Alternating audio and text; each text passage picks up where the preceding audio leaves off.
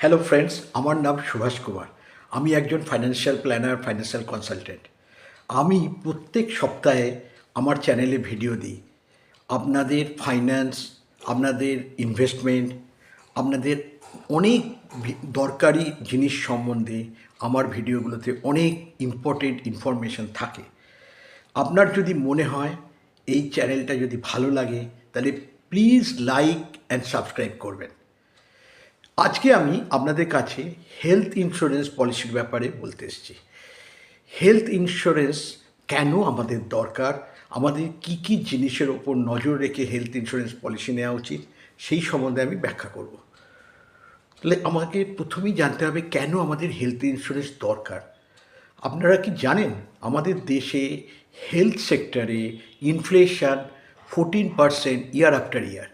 14% মানে 5 বছর আগে যদি আমার হেলথ কেয়ারের জন্যে কোনো ব্যাপারে আমার 4 লাখ টাকা খরচা হয়ে থাকে, তাহলে আজকে সেটা 8 লাখ টাকা, 5 বছর বাদে সেটাই 16 লাখ টাকা, আর 10 বছর বাদে সেটা 32 লাখ টাকা। কি ভয়ঙ্কর ব্যাপার বলুন তো। তাহলে এখানে আমরা কি করে এটা হ্যান্ডেল করব?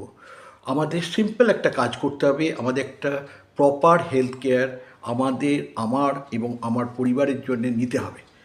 আমাদের পরিবারের জন্য আমরা যদি প্রপার হেলথ কেয়ার প্ল্যান নিই, সেটা একটা ফ্র্যাকশন অফ খরচার, যে টোটাল কস্টটা আসবে হেলথ কেয়ারে, তার একটা ফ্র্যাকশন অফ কস্টে পাওয়া যেতে পারে। এবং আমরা একটা যেন সাফিসিয়েন্ট হেলথ কেয়ার নিই। আমরা তাহলে জানতে হবে যে হেলথ কেয়ার পলিসিগুলো কী টাইপের হয়। দুরকম পলিসি হয়।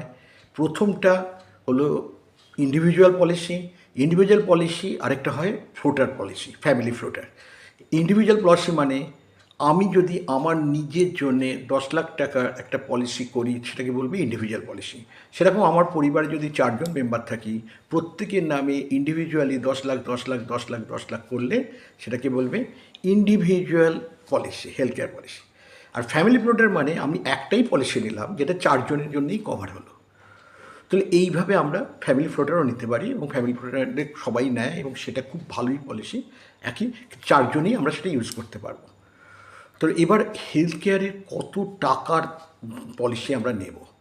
এই যে 30-32 লাখ টাকা এরকম খবর আমরা বলছি, তার জন্যে আমাদের যেন পলিসিটা সাফিসিয়েন্ট হয় সেটা আমাদের দেখতে হবে। মানে এখন কোম্পানিগুলো 3 কোটি টাকা পর্যন্ত পলিসি দিচ্ছে। তার মানে আমি আপনাকে বলছি না যে আপনারা 3 কোটি টাকার পলিসি নেবেন, তবে আপনারা একটা সাম অ্যাসিওর যেন সাফিসিয়েন্ট হয়, মানে অ্যাটলিস্ট 20-30 লাখ টাকার সাম অ্যাসিওর হলে ভালো হয়। তার মানে কিন্তু 20-30 লাখ টাকার আমাদের যেটা মনের মধ্যে ভয় আছে যে প্রিমিয়ামটা প্রচণ্ড বেড়ে যাবে, ডবল হয়ে যাবে, ট্রিপল হয়ে যাবে 30 লাখ হলে, তা নয় কিন্তু। যদি 10 লাখ টাকার পলিসিতে যদি ধরা যায় 10,000 টাকা আমাদের প্রিমিয়াম লাগবে, তাহলে 20 লাখ টাকার পলিসি মানে 20,000 টাকা নয়। 20 লাখ টাকার পলিসি মানে মেবি 13,000, 14,000, 13,000, 14,000 টাকা লাগবে। 30 লাখ টাকার পলিসি মানে মেবি 16-17 হাজার টাকা লাগবে। তাহলে বুঝতেই পারছেন আমাদের কিন্তু সাফিসিয়েন্ট হেলথ কভার দরকার। আরেকটা জিনিস, আমরা যদি ভাবি যে পরে আমরা ভেবে যে বেশি পলিসিটা বাড়িয়ে নেব, সেটা কিন্তু সম্ভব নাও হতে পারে। কারণ কেউ আপনি যদি আজকে ধরুন 5 লাখ টাকার একটা পলিসি নিয়েছেন, কালকে মনে হলো যে আমি এটাকে 15 লাখ টাকা করব, কোম্পানিগুলো কিন্তু সেটা করবে না। তার মানে আন্ডার রাইটিংটা করতে হতে পারে। আন্ডার রাইটিং মানে আমাদের পুরো হেলথের বিবরণ নিয়ে, আমাদের হেলথের টেস্ট করে তারপরে কোম্পানিগুলো ডিসিশান নিতে পারে যে আমাদের সত্যি করে পলিসিটায় বেশি কভার দিতে পারবে কি না। সেই জন্য যা নেয়ার প্রথমেই নিতে হবে, পরের জন্যে ফেলে রাখলে চলবে না। তাহলে এইটা ছাড়া আমাদের আর কি দেখার আছে? পলিসিতে কিছু সাবলিমিটস থাকে, কিছু ক্যাপিং থাকে। আমাদের কিছু ক্ষেত্রে সাবলিমিটস থাকে যে এর বেশি খরচা করা যাবে না। তার মানে রেন্টের ক্ষেত্রে যদি ক্যাপিং থাকে, রুম রেন্টের ক্ষেত্রে, তাহলে কিন্তু আমাদের মুশকিল।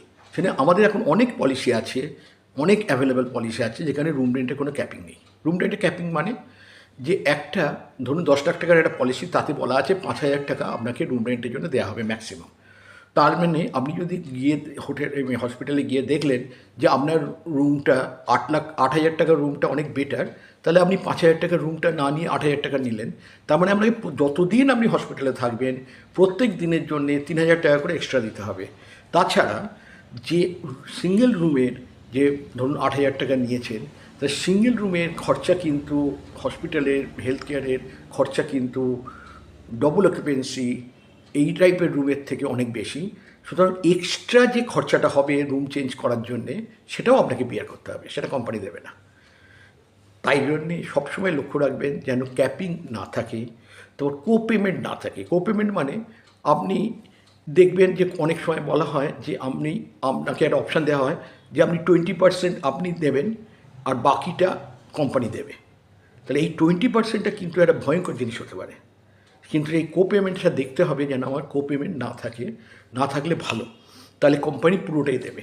তাছাড়া আমাদের নেটওয়ার্ক হসপিটালগুলো যেগুলো আছে সেই কোম্পানির, সেগুলোর সম্বন্ধে জানতে হবে। আপনার এরিয়াতে কি সেই কোম্পানির নেটওয়ার্ক হসপিটাল আছে? নেটওয়ার্ক হসপিটাল হলে কি সুবিধা? নেটওয়ার্ক হসপিটাল হলে সুবিধা এইটাই যে আপনার টোটাল খরচাটা ক্যাশলেস হবে। মানে যেমন ডিফারেন্ট কোম্পানিতে ধরুন প্রচুর নেটওয়ার্ক হসপিটাল আছে, প্রত্যেক বছরই নতুন করে আরও নেটওয়ার্ক হসপিটাল জুটছে, কিন্তু আপনি যখন নিচ্ছেন পলিসিটা তখন যতটা পারবেন দেখে নেবেন যে আপনার এরিয়াতে কোম্পানির নেটওয়ার্ক হসপিটাল আছে কি না, যে হসপিটালগুলোর মধ্যে আপনার পছন্দসই। তাহলে কী হবে, তাহলে সেই হসপিটালে যদি আপনার পেশেন্ট যায় তাহলে আপনাদের কোনো পয়সা খরচা করতে হবে না। তাছাড়া আরেকটা জিনিস দেখবেন, যেটা ইনহাউস ক্লেম সেটেলমেন্ট হয় নাকি টিপিএর মাধ্যমে হয়। টিপিএ মানে এটা থার্ড পার্টি অ্যারেঞ্জমেন্ট। যদি থার্ড পার্টি অ্যারেঞ্জমেন্ট থাকে তাহলে কী অসুবিধা হবে? তাহলে থার্ড পার্টি অ্যারেঞ্জমেন্ট হলে টাইম বেশি লাগে, কিন্তু অনেক কোম্পানি এখন ইনহাউস ক্লেম সেটেল করছে। তার ফলে হচ্ছে কি, ইনহাউসে অনেক প্রপারলি কোম্পানির সঙ্গে আপনি যোগাযোগ করতে পারছেন এবং কোম্পানি অনেক তাড়াতাড়ি ক্লেমটা সেটেল করবে। তাহলে আপনার যে লিঙ্গার অন প্রসেসটা যে লম্বা হওয়ার চান্স আছে ক্লেম সেটেলের, সেটা কমে যাবে। Pre and post hospitalization is one of the important factor for any health policy. Pre hospitalisation মানে কি? প্রি হসপিটালাইজেশন মানে হসপিটালে যাওয়ার আগে, কথা নাম থেকেই বোঝা যাচ্ছে, আর পোস্ট হসপিটাল মানে হসপিটাল থেকে ফিরে আসার পর। তাহলে এরকম হয়, আমরা যখন হসপিটালে যাচ্ছি, গিয়ে আমরা ট্রিটমেন্ট করছি, তার আগে আমরা কিছু চেকিং বা ডাক্তার দেখানো বা এইসব অনেক মেডিসিন নেওয়া এগুলো করি সেই অসুখটার জন্যে। তারপরে লাস্টলি গিয়ে আমরা সেটাকে এই হসপিটালে যাই। তো এই প্রি হসপিটালাইজেশন ব্যাপারটা, সেটা যদি কভার না থাকে তাহলে আমরা সেই টাকাটা পাবো না। সেটা কিন্তু সেই অসুখ রিলেটেডই হতে হবে যেটার জন্য আপনি হসপিটালে গেছেন। আর সেটা হসপিটাল থেকে ফিরে আসার পরে ডাক্তাররা অনেক সময় বলেন যে আপনাকে 1 মাস এই ট্রিটমেন্টটা কন্টিনিউ করতে হবে এবং তার জন্য একটা রামসাম অ্যামাউন্ট খরচা হয়। সেই অ্যামাউন্টটাও কিন্তু পোস্ট হসপিটালাইজেশনে আপনি ক্লেম করতে পারেন। Generally 30 to 60 days pre hospitalisation হয় আর 60 to 90 ডেজ পোস্ট হসপিটালাইজেশন পাওয়া যায়। তো এইগুলো দেখে নেবেন। এছাড়াও অনেক সময় আপনি দেখবেন আমরা অনেক জিনিস আমার দরকার নেই, সেটাও আমার পলিসিতে রয়েছে এবং তার জন্য আমাকে এক্সট্রা প্রিমিয়াম দিতে হচ্ছে, সেটা আমাকে নজর রাখতে হবে। যেমন ধরুন একটা 50 বছর বয়সের একজন ভদ্রমহিলার, তার তো আর মেটার্নিটির দরকার নেই, সাপোর্টের দরকার নেই। তো সুতরাং যদি তার প্রিমিয়ামটা, যদি সে আগে 30 বছর বয়সে বা 35 বছর বয়সে নিয়েছেন, তখন হয়তো ভেবেছেন আমার মেটার্নিটির জন্য আমার সাপোর্ট হলে ভালো হয়, কিন্তু তারপরে তিনি ওটা কন্টিনিউ করে যাচ্ছেন এবং ওই চার্জটা কিন্তু প্রিমিয়ামটা আপনি দিয়েই যাচ্ছেন।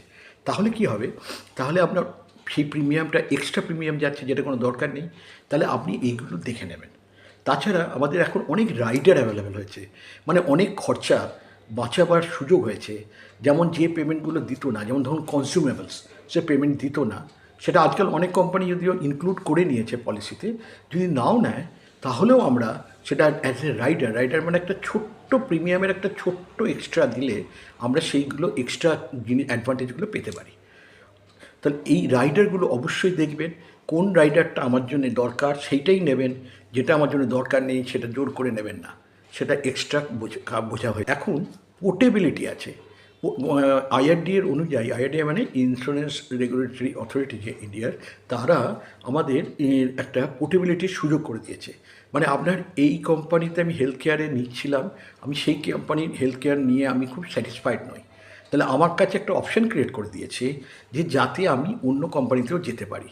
কিন্তু একটা জিনিস মনে রাখবেন, অন্য কোম্পানিতে আপনি গেলে তাহলে কিন্তু আবার নতুন করে আপনার এবং আন্ডার রাইটিংটা নতুন করে হবে, তার ফলে হয়তো পোর্টেবিলিটি নাও দিতে পারে, আপনার পলিসিটা তাদের কোম্পানিতে পোর্টেবল নাও হতে পারে। সেটা জেনে বুঝে তারপরে করবেন। দুম করে পোর্টেবল করে নিলেন তাহলে কিন্তু হবে না, তাহলে আপনার হয়তো পলিসিটাই ক্যান্সেল হয়ে গেল। এবং তাছাড়া পোর্টেবিলিটি করার সময়টা খালি যখন রিনিউয়াল হবে সেই সময় আপনি পোর্টেবল করতে পারেন। তা আমি এই অনেকগুলো পয়েন্ট আপনাদের সঙ্গে ডিসকাস করলাম।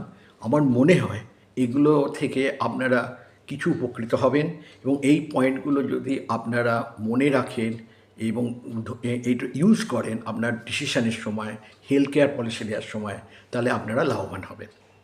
ধন্যবাদ।